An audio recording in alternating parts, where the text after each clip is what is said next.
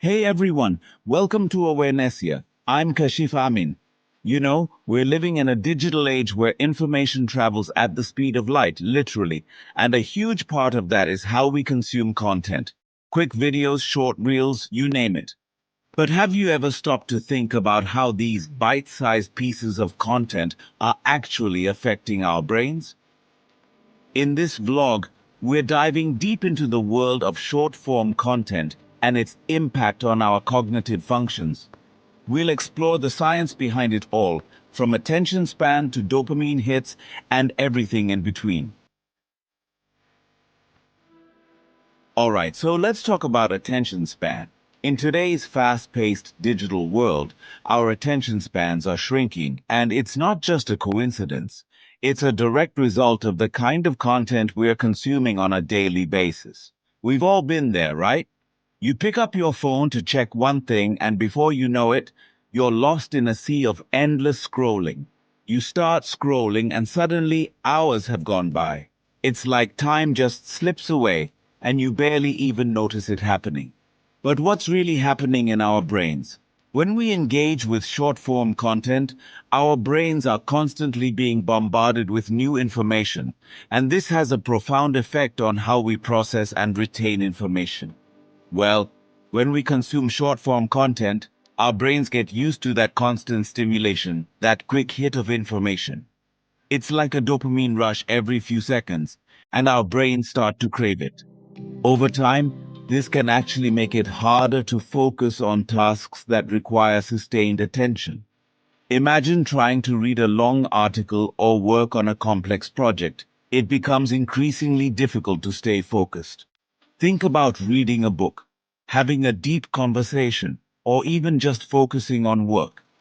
These activities require a different kind of mental engagement, one that short-form content doesn't prepare us for.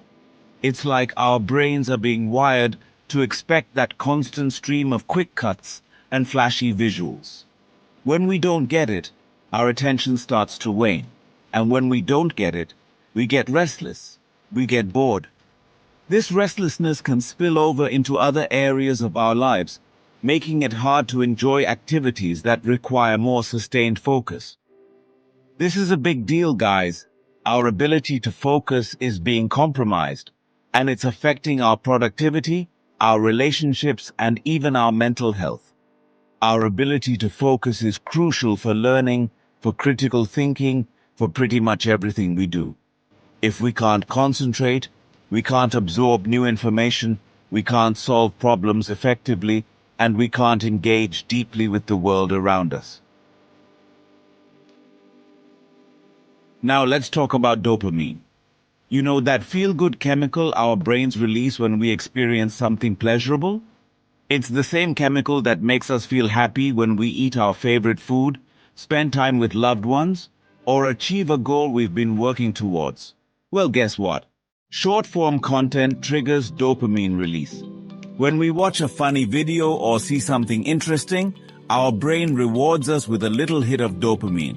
Every like, every comment, every share, it's like a little dopamine hit. It's a way for our brain to say, hey, that felt good, let's do it again. And our brains love it. They crave that feeling of reward and pleasure, which is why we find ourselves constantly checking our phones for new notifications. The problem is, this can create a cycle of dependence. We start to rely on these little hits of dopamine to feel good, and when we don't get them, we can feel anxious or stressed.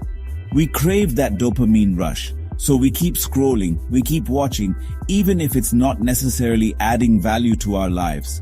It's like we're on a never-ending quest for that next hit of pleasure. It's like we're chasing that next hit, that next feeling of reward. And the more we chase it, the more we need it, creating a cycle that's hard to break. And this can be a slippery slope. If we're not careful, we can find ourselves spending hours on our phones, neglecting other important aspects of our lives. It's important to be mindful of how much time we're spending on these platforms and to make sure we're not letting them control our behavior. Taking regular breaks, setting time limits, and being aware of our usage can help us maintain a healthy balance. We live in an age of information overload, and short-form content is a huge part of that. Every day we encounter countless snippets of information, from social media updates to news headlines, all vying for our attention. Think about it. We're constantly bombarded with information, facts, opinions, and advertisements, all in these bite-sized pieces. It's a relentless stream that never seems to end. It's like our brains are trying to drink from a fire hose. The sheer volume of data can be overwhelming. And the thing is, our brains aren't really designed to process information this way. Evolutionarily, we are wired to handle information in a more linear and less fragmented manner. We need time to digest, to analyze, to make connections. This process is crucial for deep understanding and critical thinking. But with short-form content, it's all coming at us so fast, in rapid succession, it can be hard to keep up.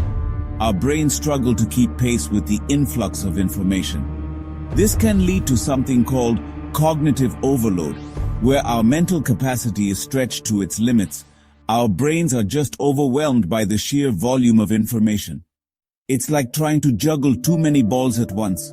And when we're in a state of cognitive overload, our ability to function effectively diminishes. It becomes difficult to learn, to remember, to think critically. Our cognitive functions are impaired, making it challenging to perform even simple tasks efficiently. To combat this, it's essential to take breaks, to step away from the constant barrage of information and give our brains the rest they need to process and recover.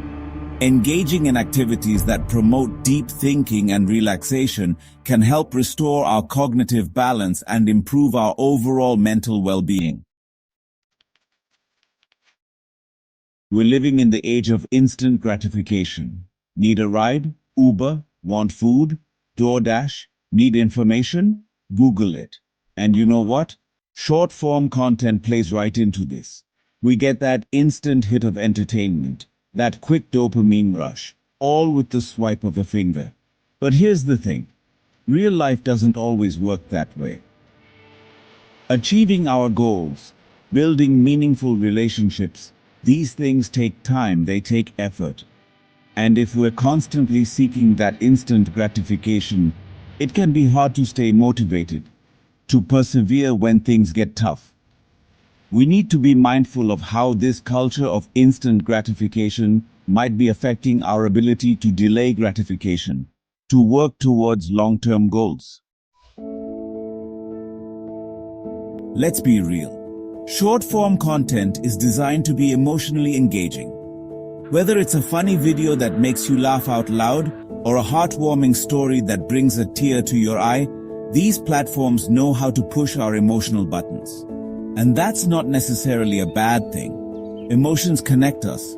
They make us human. But it's important to be aware of how these platforms are using emotion to capture our attention, to keep us engaged.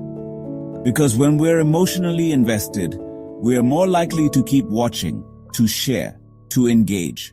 And that's exactly what these platforms want us to do. Okay, let's talk about the elephant in the room, social comparison. Short-form content, with its focus on curated lives and picture-perfect moments, can be a breeding ground for comparison. We see other people's highlight reels, their vacations, their successes, and it's easy to start comparing ourselves to feel like we're not enough. And this can be really damaging to our self-esteem. It's important to remember that what we see on social media is often a filtered version of reality. People are sharing their best selves, their happiest moments. We're not seeing the behind the scenes, the struggles, the insecurities. Now, it's not all doom and gloom. Short-form content can actually be a source of inspiration and creativity. Think about it. We're exposed to so many different ideas, perspectives, and art forms, all in these bite-sized pieces. It's like a constant stream of creative fuel. And this can be incredibly stimulating, especially for those of us who are creative by nature. We might see a cool editing technique, hear a catchy song, or come across a unique art style that sparks an idea, that gets our creative juices flowing. So it's not just about passive consumption, it's about engaging with the content, letting it inspire us, letting it fuel our own creative endeavors. We've talked about the dopamine rush, the emotional engagement, but there's a flip side to this.